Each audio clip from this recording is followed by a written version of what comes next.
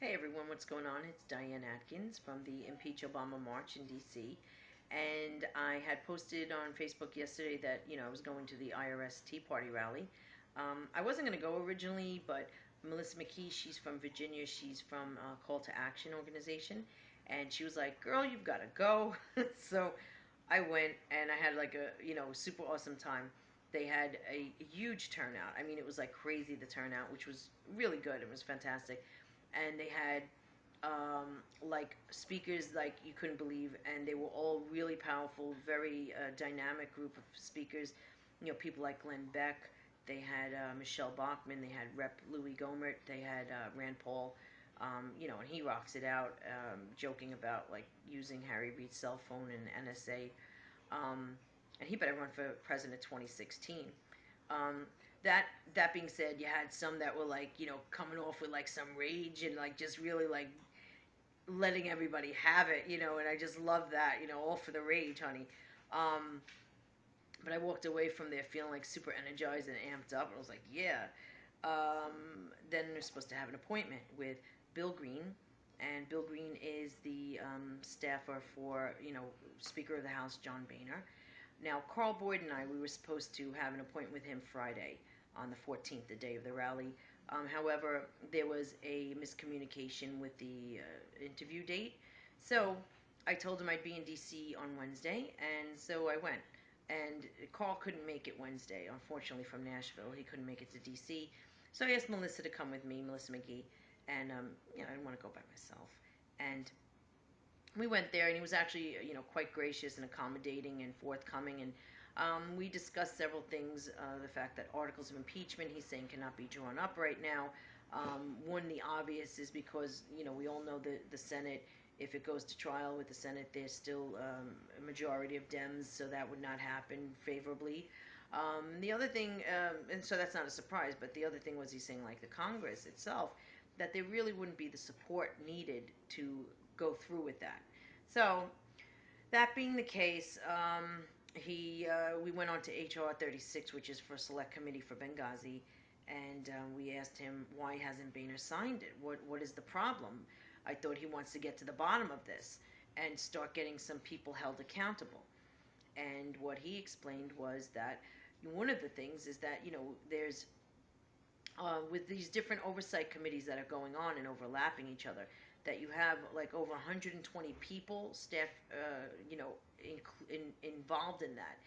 And if they do a select committee, they need more staff to cover those select committees. And that being the case, they might not have a feasible amount of staff ready for that. That's what he said. Now, and bear in mind, all of this is me paraphrasing. It's not direct quotes, but it is to the best of my ability paraphrasing him.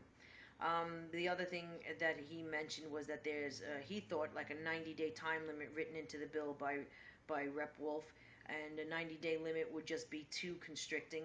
And we said, well, if that is the case, if it's only a 90-day limit, what if Rep Wolf were to amend that to extend that limit? Would Boehner sign it then? And he didn't have a real answer for that other than to say, well, it could be looked at that point. Okay. Then we went on to, he mentioned that the next committee that would be coming up to investigate with Benghazi would be the Armed Services Committee. And he said the Armed Services Committee, they will be looking into who gave the stand down order.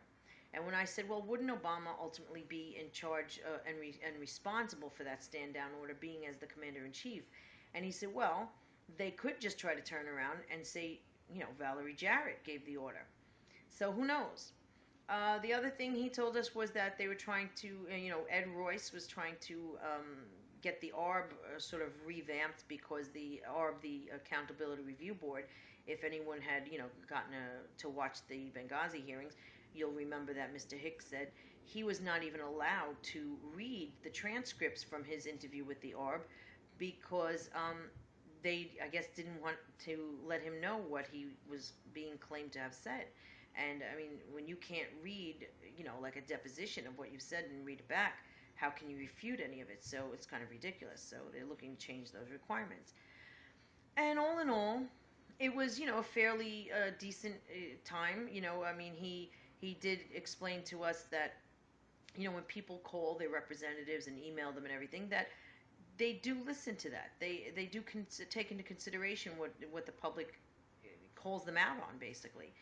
And I feel like in one way I walked away from this feeling like maybe Speaker Boehner is getting a little bit of a bum rap, but I'm not going to give him you know, too much leeway because he is still the Speaker of the House, and I think he could be acting a little more aggressively in certain situations. But all in all, everything being said and done, it was a nice visit. Again, he was accommodating and gracious, so we thank him for that, and that's it.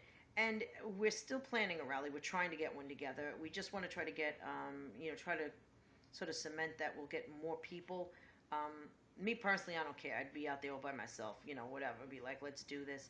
But other people, you might feel like your time was maybe not as well spent as it could be if there's not as many turnouts. So we'll try to work that out. Anyways, thank you very much for listening. And, I'm rambling on, but that's life. I'm tired. I'm sitting here looking into my phone, talking to myself. So hope to see you all soon at one of our rallies, and God bless you. All right, good night.